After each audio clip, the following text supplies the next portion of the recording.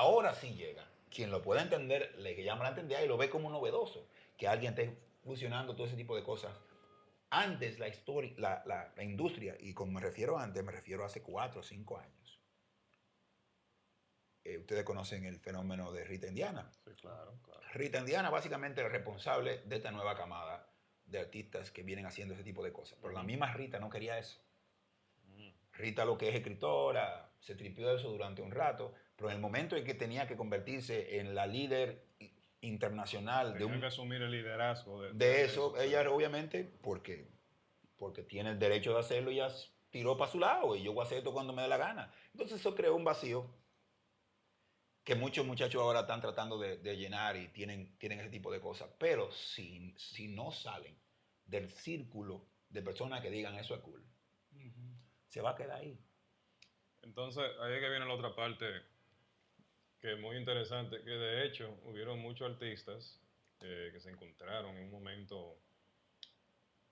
Yo, y por eso que yo siempre digo que a veces se le carga demasiada responsabilidad al artista, pero a la vez se malinterpreta cualquier hazaña del artista cuando el artista también está tratando de hacer algo y puede cometer un error. Claro.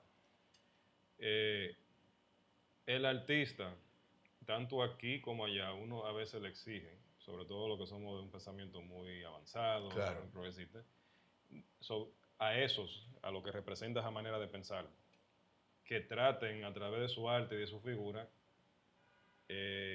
proyectar más esa parte de intelecto para que se convierta, de manera aunque sea En parte de la minuta, discusión.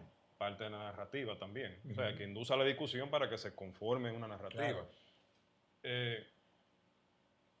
¿Por qué allá no existe eso? Porque hubo un tiempo que muchas personas pensaban que tal vez Pavel podía llevar a Jalinia. No, No yo la te, yo- yo- llevó. yo te voy a poner Otra el mismo gente, otro ejemplo. grupo. Yo te voy a poner el mismo ejemplo. Hay un panita de nosotros también que es viene de una clase privilegiada, y no me refiero a que sea de clase media alta, que sí lo es, pero que tuvo toda esa información. Tenía el talento, tenía digamos, el apoyo dentro de nosotros, no desde fuera, obviamente, porque era un producto muy fino. Y como era algo bien fino y bien hecho, las primeras puertas que tocaron se le abrieron fácilmente. Entonces, eso se queda dentro del, de, Esa cúpula de de ese clase. cúpula de clase y está funcionando más o menos. Me hablo de Marel Alemani. El disco de Marel, creo que fue Papel, de Papel por Mimero, el segundo, creo Carne. que Carne. Eso es muy bueno. Es una obra de arte, Eso es muy bueno. pero ya raya en una situación técnica a nivel de difusión, que es lo que estaba diciendo en aquella época. Las emisoras decían, ¿y cómo te pauto? Más allá de que alguien tuviera dispuesto a payolear, lo que sea, ¿y cómo te pauto? Porque ya eso no es rock ni pop, y es una función. Entonces, eso es merengue, eso es salsa. Si eso es como te pauto, y si te pauto, ya tú entras dentro del sistema económico X, que los merengueros toditos pagaban por sonar, emisoras X, que eran la mayoría. Entonces, porque la emisora que hacían pop y rock, me llena de orgullo decir que sustentaron mientras pudieron todos los esfuerzos con calidad de gente alternativa que le llevaron música a las emisoras. Durante los 90 y los principios de 2000, ellos aguantaron eso, pero ya hay un punto que decía, bueno, la gente no está en eso, la gente está en enlatado de fuera, que yo cuánto, y ahí se perdió una forma básica, que es lo que hablábamos ahorita sobre el impacto de la radio, que si bien no era dramático, si estaba ahí, era porque seguía funcionando. Entonces, ahí es donde yo siempre le hablé a el productor del momento de ese proyecto, que es muy amigo mío. Decía, men, ¿cómo tú le metes mano a eso? ¿Sabían? Tú vienes de la época de nosotros, tú sabes el pleito que hay que echar. No, men, lo que pasa es que ya tenía que payolear las otras emisoras que nos apoyaron. Digo, pues ya tú te pusiste a hacer arte. Muy interesante, ya tú sabes que la lucha es otra. ¿Qué decidió? Lo dejó ahí. Y siguió haciendo lo que hacía, que era director de cine, sigue haciendo comerciales, un tipo que canta muchísimo y quería bregar con la música. Pero después que hizo un trabajo, un statement, y vio, le digo, ok, igual que Rita, mira, que Nayé hizo un trabajazo, pero eso no es que todo el mundo te lo va a mamar por eso. O sea, hay mucha gente que va a decir, eso es elitista, eso está muy complicado. La gente va a decir, qué pero tú tienes que echar el pleito porque ya lo hiciste. Entonces, ¿qué sucede? Como la historia que dije hace un rato sobre quién tuvo las ideas. Usualmente el que tiene una idea es alguien de pensamiento crítico que ve que algo falta en un sitio y dice, ¿por qué no lo podemos hacer? Y es básicamente cómo funciona el ser humano y ha funcionado. Entonces, si usted ve que algo puede aportar, usted tiene que estar claro que la gente va a decir, lo primero que te van a decir que no, eso está como complicado. ¿Por qué? No estamos acostumbrados a verlo. No, y que eso significa que si tú me vienes y me traes una taza con 3 manubrios y yo tengo una idea, un concepto de aplicarte como eso y yo lo entiendo, yo me voy a quedar callado. ¿Tú sabes qué significa eso? Y voy a buscarme todo los disparates para decirte que es una mierda. Porque si no, significa que toda la taza que yo tengo ahí atrás la tengo que botar. ¿Entiendes? Entonces, cualquier idea nueva que resuene dentro de tu círculo, lo primero que va a pasar es que quien tiene el dinero para que eso se convierta en global va a pensar, ahí es donde se dividen los hombres de los muchachos, va a pensar. Entonces, yo le digo que esto es lo que está. O sea, todas las inversiones que yo tengo en otra gente que no están en eso van a creer que eso es lo que está. Entonces, lo que voy a decir es que te voy a dar unos cuartos a ti para que tú barajes eso. O te la pongo en China y tú mismo vas a desistir. Entonces, ahí es donde... Entonces, es por un modo de sobrevivencia que muchos entonces abandonan el liderazgo de seguir con su arte tratando de influir sobre la sociedad para cambiar. Así mismo, podemos hablar del mismo H. El mismo H, no sé en qué estará pensando ahora mismo, pero hace 4 o 5 meses él dijo que este era el último disco que iba a hacer, porque él estaba en otra cosa. Y es verdad que él no tiene los millones de chanflín, pero su propuesta tiene una estética que creo que es necesaria. Sí. Y es necesaria no simplemente que se mantenga como está, sino que evolucione dentro de lo que él vive. Porque él es de la persona que vive de una manera y tiene una forma de pensar. Y eso es necesario que alguien, el que tiene los recursos, lo haga. Que sí necesita sostenerse económicamente, sí. Pero si no existe, no se va a poder subsistir. O sea, que, ¿cuál es el problema? ¿El huevo o la gallina? Entonces alguien tiene que decidir inmolarse, como hablaba con Pavel. Alguien tiene que inmolarse porque se necesita, porque la historia así lo ha confirmado. O sea, para evolucionar necesitamos que alguien diga, ¿tú sabes qué es lo que es? Yo lo voy a hacer que se joda todo y voy a romper brazos, voy a hacer lo que... Eso no significa que tú te vayas a hacer los millones, pero es muy posible que eso trascienda si es bueno. Claro. Como tú decías, si es bueno, porque bueno, la palabra bueno podemos cambiarla por honesto, sí, por serio, por trascendental. Eso podemos, bueno, lo que no es bueno es algo que ni es serio, ni es honesto, ni es trascendental. Es algo que está hecho para comer aquí, no para llevar. Ya. A mí me parece muy interesante porque tú me has hecho ver una dinámica que no me había fijado de la industria musical dominicana. Cuando un artista alternativo trata de hacer música, tiene básicamente 2 opciones. O desiste, como fue el caso de Alemani y de Cano, por ejemplo, que de Cano viene y va. Claro. O tiene que salir del país, como es el caso, por ejemplo, de Chichi Peralta. Y de Vicente. De Vicente García. O sea, esa es una dinámica que yo no me había detenido a verla, pero es muy interesante porque es penoso realmente. Y es penoso porque, mira, en el caso particular, se da por una tragedia de lógica, que mucha de la gente llamada a hacer eso son gente de clase media alta, porque tienen educación, lo cual se convierte en una vaina desgraciadamente de lujo. Y tienen acceso también y tienen a los recursos para poder hacerlo. Para poder hacer la propuesta y demás cosas. Entonces, ¿qué pasa? Cuando llega alguien con una propuesta buenísima y acabada, y con todo lo que eso conlleva, o sea, la educación, la información y todo lo demás, lo primero que yo puedo decir para desarticularlo es que eso era un chamaquito de barro que están en eso. ¿Tú estás loco? Es un chamaquito papi y mami que están haciendo esa vaina, eso es para... Entonces, ahí es el primer escollo que tiene el arte alternativo en Santo Domingo. Que lo dicen que esos son chamaquitos chaquitos ricos, vaina, ¿y qué? Tiene razón, pero... Y perdona que interrumpa. Lo desarticulan con eso. Y perdona que interrumpa, tiene razón, pero... Si eso mismo que hacen ese arte le dan esos colores y ese toque más humano que el que es de barrio, aunque tú le digas, no, eso es lo que un hijo de papi me dice, pero no importa, me está hablando y yo le entiendo. La cosa cambia. Pero ¿cómo le llegará a eso?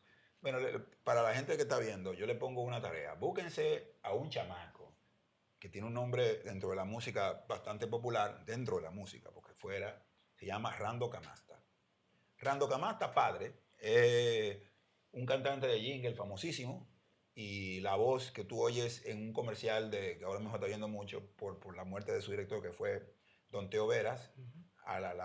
La frase de la 91 era: llega a ti donde quiera que estés. Y el tigre que pega el galillo es su papá. El chamaco es hijo de él, es publicista, canta espectacular, toque espectacular, y siempre ha estado en los ires y venires de las propuestas donde salió, por ejemplo, Vicente y ese grupo de gente que hacían funk jazz. Y en un momento dado, en su búsqueda, su disco anterior, que se llama Caribe o Tropical algo, él hace un disco también de merengue con fusiones de jazz, disco, moderno, bello, precioso, con una... Y era merengue casi todo. ¿Y cómo tú le dices eso a un productor? Mira, ¿qué es lo que estoy haciendo? En Santo Domingo, obviamente, en Santo Domingo, pero como en el otro lado puede ser súper interesante y puede hacerte un breakthrough, pero en Santo Domingo es difícil cuando tú tienes algo como eso. Y yo, pues lo mismo, le convido a toda la gente que ve que busquen a ese disco para que ustedes vean, Rando Camasta. Y se van a dar cuenta que la producción musical en nuestro país es interminable, pero son esfuerzos que se hacen unilaterales, porque a partir de ahí no cogen tracción, porque se necesita que la gente que está en la industria buscando otra cosa les den otra calidad. Porque tú dices, lo ponemos en el internet. Sí, pero que en la internet está todo el mundo. ¿Entiendes? Entonces, esa propuesta, que es lo que quiero decir, esa propuesta se sigue haciendo. Y van a seguir personas haciéndola porque es una necesidad. El artista no es que se hace, se nace.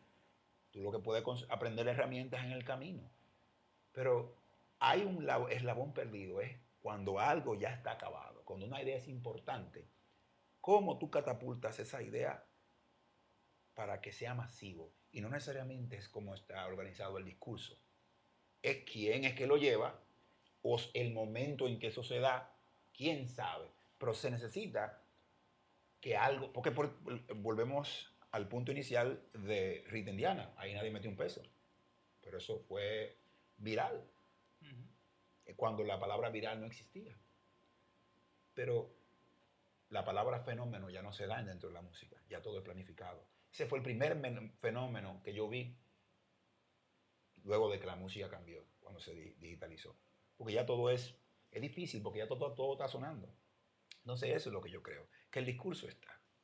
Hay gente que lo hace, por ejemplo, la misma Rita Indiana, para decirte, el lenguaje coloquial que utiliza de una forma genial y todo lo que es urbanísimo. Eso es más urbano que todo lo que...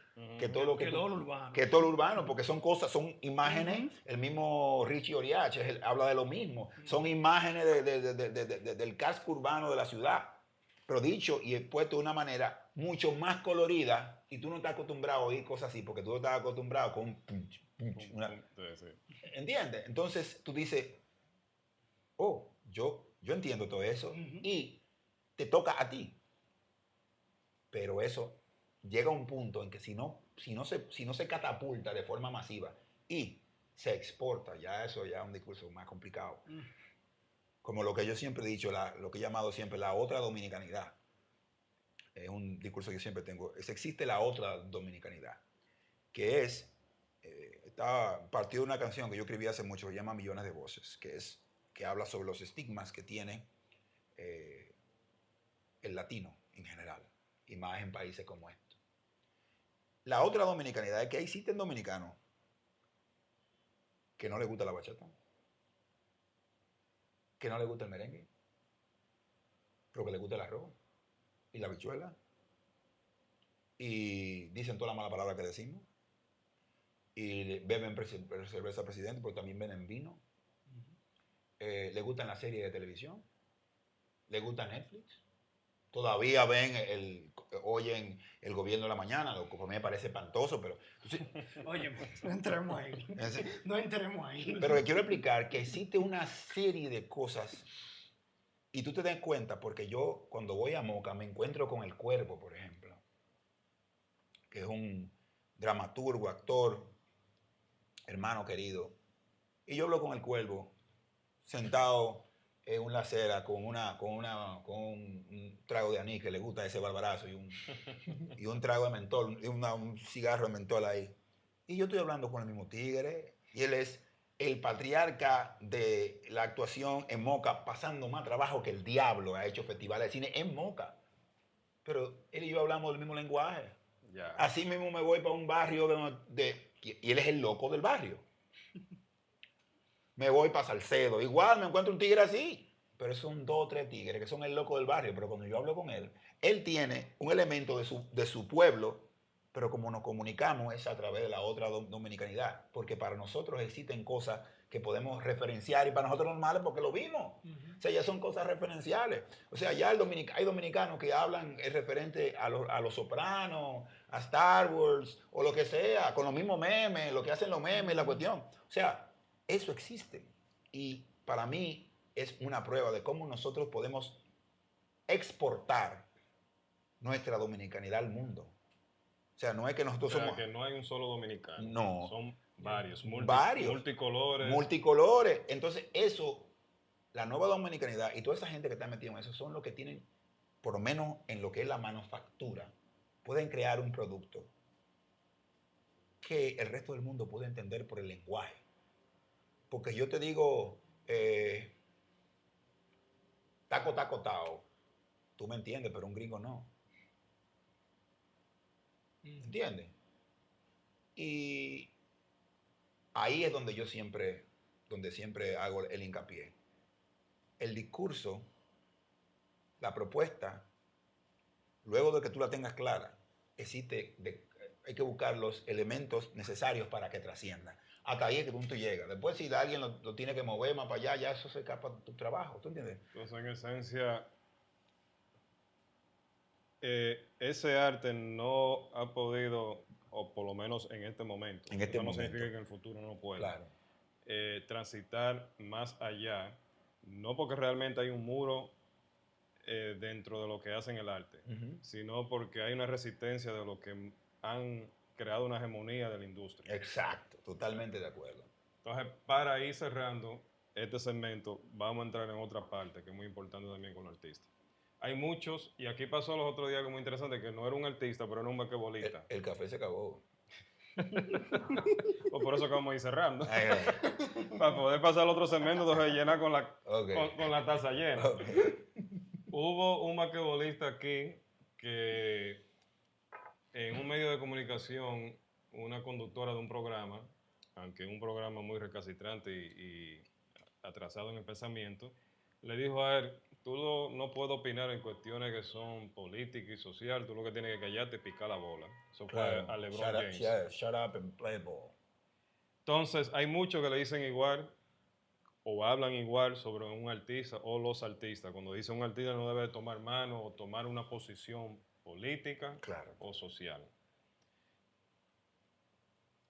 Pero yo Es soy que lo eso que es digo. imposible. Exactamente. Es que eso es imposible. Entonces yo digo lo siguiente, eso no debe de ser así. Ahora, no comete a veces los artistas error cuando toman una posición pensando que es bien y se sale de otro modo porque nadie puede predecir lo que va a pasar. Claro. Pero hay cuestiones que son, no diría lógicas, porque eso sería ofender al que haga el error, sino que son algo claras hacia dónde conduce y dónde va. Y digo eso porque muchos artistas han recibido una crítica cuando toman cualquier posición de un lado a otro que está bien, porque esa es la democracia. Tú puedes irte ponerte de tu gana. Si a mí me da la maldita gana de apoyar a este fulano o a esta fulana, es algo porque yo me identifico con su discurso. Pero los que son de pensamiento avanzada, debería entonces no transitar por esa misma lógica. ¿Por qué? Porque como son de pensamiento avanzada, están supuestos presentarle a las masas, a la ciudadanía, a la sociedad, otra óptica y no la que se está canalizando a través del tubo de la televisión, como dice uno. Digo eso y con eso vamos a cerrar porque quiero que tú entonces a mí y a Jorge lo hable sobre ese tema. Hubo una vez que hubo una situación por la cual yo creo que no fue justa que se criticara de manera muy directa o personal a nadie, porque yo entendí una parte de la dinámica del discurso. Y fue cuando hubo una petición para que se cerrara el paso a que no entraran ciertas personas como candidatos, y se pidió que hubiera... Una reforma a la Constitución. no, bueno, no tanto la reforma, conducía una reforma, pero era prácticamente adoptar un modelo que funciona aquí y funciona en muchos países más adelantados en materia de economía y de política, donde se pide que sean solamente 2 periodos y ya, para que nadie quiera perpetuarse o para que nadie esté con el juego de que yo duro 4 años y yo impongo el otro y así, ¿ok? Y eso yo lo entendí y entendí la lógica detrás de eso. Pero hubieron muchas personas que criticaron a los artistas porque entendieron también, y esa parte también la entendí yo, porque voy a ser honesto, de que también eso abría la puerta para que otra persona, que en ese momento estaba como líder o presidente, pudiera perpetuarse y armar su muñeco. Muchos artistas hablaron sobre eso y dieron su punto de vista. Y yo soy de los que no critico, a mí me gusta escuchar el porqué. Porque eso sería muy injusto de uno comenzar a decir, coño, pero ¿y cómo Tony se pone en eso? Y tú hablaste con Tony, no, entonces. Exacto. ¿Entiendes? Para cerrar entonces, quiero que tú unes esa experiencia, porque lo que yo pregunto es de que muchas personas critican o le piden al artista que tome una posición política, pero entonces si no toma la posición que a ellos les gusten, es mala.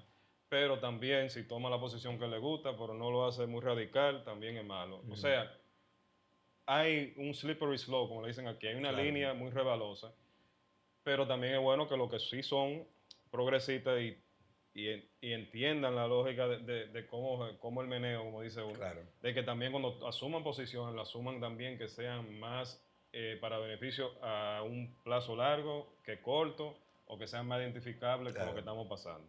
Entonces yo creo que tú unes eso también con la experiencia tuya para nosotros cerrar este segmento. Bueno, mira, todo tiene casi el mismo hilo conductor. Yo no creo en la democracia representativa. Creo que el ejercicio falló. Porque si todos no tenemos la misma información y la misma educación, no podemos elegir un representante. Es tan simple como eso. Pero si el sistema que tenemos es ese, creo en el valor del voto como ejercicio, más allá de cómo eso se haya manipulado históricamente. Pero también entiendo, por la formación católica que tengo, a partir de ahí, entiendo lo que es una vocación de servicio. Y la vocación de servicio viene con la necesidad que tiene el mismo artista de colaborar y dejar la cosa mejor, o por lo menos diferente de como la encontró, porque yo siento esa necesidad. Entonces, hay mucha gente que se convierte en activistas por esa necesidad. Se instruyen, tienen la problemática de sus pueblos, lo entienden que hay un sistema que hay que bregar y le dan para allá. Yo creo que desde que tú tomas la iniciativa de servir y entras en ese traje, en todos los niveles que tú puedas tener, tú vas desarrollando una formación política que tiene que ver con los teje-maneje de cómo se negocian las ideas de los pueblos y se maneja la cosa pública. Y dependiendo de los sitios de donde tú vengas, tú vas poniéndole cosas diferentes a tu forma de expresar o liderazgo tal vez. En un momento dado, a mí se me propone la idea basada en una realidad que tenemos histórica súper terrible del caudillismo, que la gente se monta ahí, se atercia la ñoña y no se quieren apiar de ahí. Y de ahí muchísimos se pegan de esa teta, no quieren que se apee porque yo estoy pegado de esa teta, y así se convierte en un asunto, un vicio de poder grandísimo. Que cualquier persona diría, bueno, si lo está haciendo bien se puede mantener. Sí, pero que el problema es que la percepción es, si nosotros tenemos un partido que tiene una forma de pensar, en teoría, entonces todos tenemos una forma básica dentro del partido de cómo hacer las cosas. Las tecnicalidades son esa cosa que hemos aprendido de forma diferente para ser líderes. nuestro camino particular, porque todos estamos aquí, tenemos una idea clara. Entonces no importa que tú seas presidente, o que yo, o que tú, en términos estructurales. Entonces, en la medida que las necesidades de un pueblo vayan avanzando, eso empezando porque tengamos la educación y todo lo demás, las propuestas son tan frescas como los líderes. Eso es lo que debería. Entonces se me propone la idea, ven acá, la idea de promover el liderazgo como tal, para que se acabe la hegemonía de las mismas vacas sagradas de los partidos, era una postura lógica. Entonces, a partir de ahí dijimos, mira, estamos elaborando un plan para abogar por el sistema de que se cambie a nivel constitucional la forma de votar y que sean 4 años y nunca más.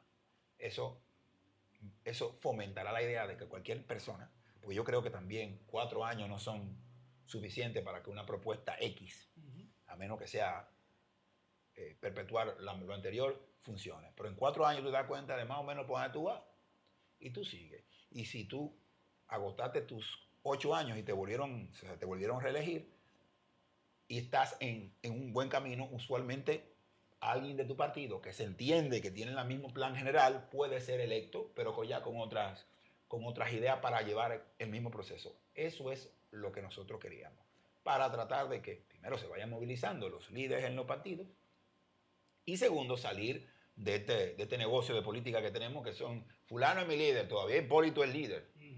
Pero el Hipólito no va a ser opción presidencial nunca, pero él todavía tiene voz y voto dentro de su grupo.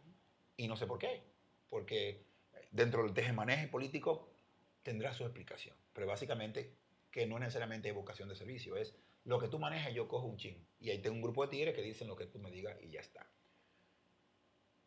¿Cuál era el problema de esto? Tú lo mencionaste. Cuando sea que alguien dijera esto, la primera queja que van a decir, no, pero esto va a beneficiar al tipo de turno. Digo yo, sí, yo lo sé. Pero cuando sea que se hiciera, iba a pasar. Entonces era fácil para la gente, para desarticular ese mensaje. Decir, bueno, tú eres danilista. Es que si lo hago ahora, o lo hago dentro de 4 años, esa idea va a beneficiar al tipo de turno. Entonces, ¿qué sucedió? En el momento en que nosotros pusimos esa idea, y fuimos verbales al respecto, teníamos varias debilidades de concepto que las fuimos viendo en la medida que pasaban los meses. El primero es que Pavel trabajaba en el gobierno. Y eso era una debilidad, eso era un problema. ¿Por qué? Porque la gente iba a decir que tú lo iban a asociar. Amigos míos me dijeron, Tony, el único que no está ahí cogido eres tú. Mucha gente se fueron saliendo sin darle explicación a uno. Pero eso no quiere decir que yo no esté convencido de que esa es la mejor forma de hacerlo, porque todavía tenemos ese problema. Entonces, ¿qué sucedió? Se dio el lío de que se armó la reforma de la Constitución y ya nosotros no podíamos ni teníamos base para seguir hablando del tema. Pero mucha gente se quedó con la idea de que no, que esta gente le dieron cuarto, que yo qué, que yo cuánto. ¿Cuarto a dónde? O tú no quieras matar al mensajero si no te gusta el mensaje, o es que a ti no te gusta el mensaje. A ti te gusta la idea de que citan la misma gente ahí gobernando por años. Tú no quisieras que tus ideas, si tú tienes algún tipo de inclinación política, tengan tracción en algún momento. Con este sistema no lo va a lograr. Entonces, alguien tenía que decirlo. Alguien tenía que comenzar la discusión. Entonces, si tú, como dijiste en el principio, si tú no tienes una convicción, tú no dices nada. Pero si tú la tienes y eres una persona con 2 dedos de frente, tú tienes que estar consciente de que vas a tener detractores. Tú tienes que estar consciente de qué es lo que te van a decir para que tengas un discurso sólido para que la conversación progrese. Entonces la idea del grupo era, el discurso no era para la reelección, sino era para que hubiera el mismo formato como se exige aquí y en algunos países de 2 periodos y nunca tú puedes venir. Más nunca. Esa era la idea y sigue siendo la idea, es lo que creo, porque como tú mencionaste al principio, funciona aquí. Y yo creo que funciona bastante bien porque ahora mismo tenemos en los Estados Unidos una figura bastante pintoresca. Sí, un loco. Sí. Después yo estoy tratando de ser No, tú me amable. diciendo que sea honesto, un loco. Claro. Para mí, uno de los imbéciles más grandes que ha podido parir el dinero. Sí, ya. ¿No? Que podía parir el dinero, porque no fue una mujer que lo parió a él, lo parieron los cuartos. Porque eso es lo que él piensa. Sí, sí. Y no tiene tanto, pero él entiende que sí. Y se siente mal porque la clase pudiente hegemónica dicen, tú eres un loco, tú lo que eres un loco. Entonces, él cree que todo es con cuarto y mediático y cosas, pero es una persona así. Entonces tú, el mejor ejemplo histórico que la gente va a tener en los próximos 4 años, ojalá este país despierte en el próximo año, lo que no votaron, no los que votaron, porque ustedes vivieron el mejor periodo para poder elegir qué tipo de personas quieren vivir. O sea, Obama es lo más cercano a Dios que pueden tener a nivel político. No porque tengan lo correcto, sino porque representa lo que tú quieres que sea un presidente. Sus ideas son debatibles, todo lo que tú quieras. Todo lo que tú quieras. Pero un tipo con formación política social. Un caballero, un tigre comedido, estudiado, segunda generación de migrantes, negro. Ese es el sueño americano y tú lo tuviste ahí. Y de nuevo le diste para atrás por miedo. Entonces, eso es lo que pasa en países como nosotros. Que cualquier propuesta novedosa es demonizada porque todo el mundo lo que está pegado de ahí, pegado de una teta. Y no quieren soltarlo de ahí. Porque como no creemos en el proceso, sino en el caudillismo, porque todavía tenemos el caudillismo, el líder. Mi líder. Sí. ¿Entiendes? No le tenemos fe a la idea, sino a la persona. Entonces, ahí es donde nosotros todavía adolecemos a nivel político. Que es que todavía tenemos esa vaina de la dictadura, del líder, y fulano, y gente hablando disparate, y el lambonerismo en ese tipo de onda. O sea, las ideas no tienen tracción. El mascuteo y la vaina de favores son lo que tiene tracción todavía en nuestra política. Y ese movimiento, esa intención, digamos, fue por eso. Y mucha gente habla, no, que yo cuánto, yo qué. Y yo no me voy a ponerme a discutir con tigres que no han hablado conmigo.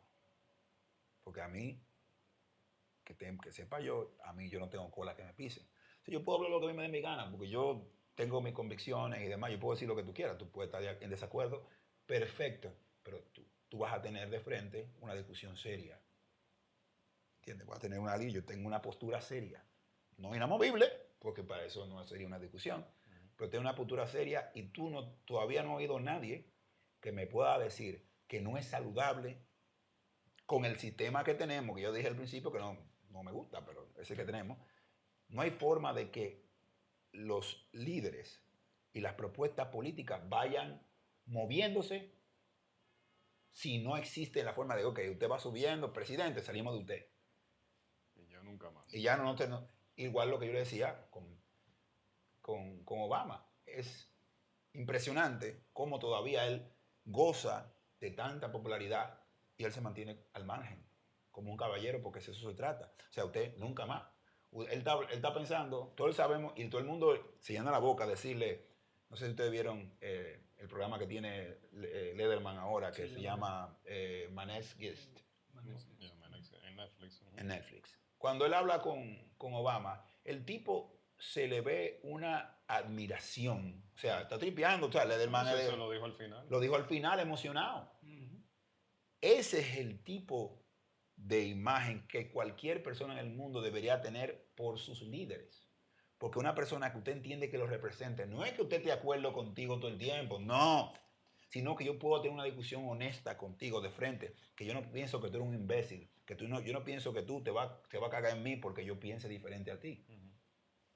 Si tú tienes un líder que hace eso y demuestra eso, la conversación se da. Pero yo tengo un líder que cuando la gente lee ese adverso, yo empiezo a llamarle por nombre, a ponerle adjetivo, a decirle que ya es un race to the bottom, ya baja de categoría la conversación, se abarata, como dicen, ya todo el mundo puede hablar y ya la discusión vale poco. Es lo que, cuando ya todo el mundo cree que puede discutir sin información, todo el mundo discute, nadie dice nada, se abarata la discusión y ya nadie quiere conversar. Y por eso te presenté la pregunta para darte el espacio para que pudiera hablar de eso, porque o sea, nosotros venimos de los mismos círculos, Claro. conocemos casi muchísimas personas en común, y fue una crítica que se hizo, pero nunca se te dio la oportunidad de explicar. Nadie me preguntó. Y por eso dije yo, El tiempo me voy iba a atrever a preguntar. Claro, el tiempo nunca iba a ser favorable para evadir esa crítica. Pero si tú no lo tienes claro, nunca tú vas a decir nada, porque siempre hay un momento adverso. Y ese fue el que me tocó. Y yo todavía estoy totalmente convencido y lo haría. El problema es que muchos de los muchachos que comenzamos se fueron yendo y ninguno dio una explicación. Y yo entiendo que lo hicieron o por conveniencia o porque hubo un chisme que no se habló, pero conmigo nadie habló. Y un panita me dijo, Tony, lo que pasa es que todo el mundo ahí está involucrado. Y el único que no tiene cola que le pisen eres tú. Por eso nadie habla contigo. Digo yo, Entonces yo creo que mi dignidad y mi hoja de trabajo pesa más que cualquier otra cosa. Y yo, como tú lo dijiste, bueno que tú lo has mencionado varias veces, yo abogo y hago uso de la palabra con la idea de exhortar la conversación y que crezca mi discurso también como el tuyo. Eso significa que yo me puedo equivocar. Y que tú opines diferente es para mí una ocasión de crecimiento. Y eso es lo que yo pienso. Bueno, entonces de aquí vamos a pasar al otro segmento. Uno, para que Tony continúe tomando café. ¡Café! Ya y dos, para que ahora entremos ya realmente en la música. La época del café pasó hace rato. La hora del café ya pasó. Señores, volvemos ahora en otro segmento.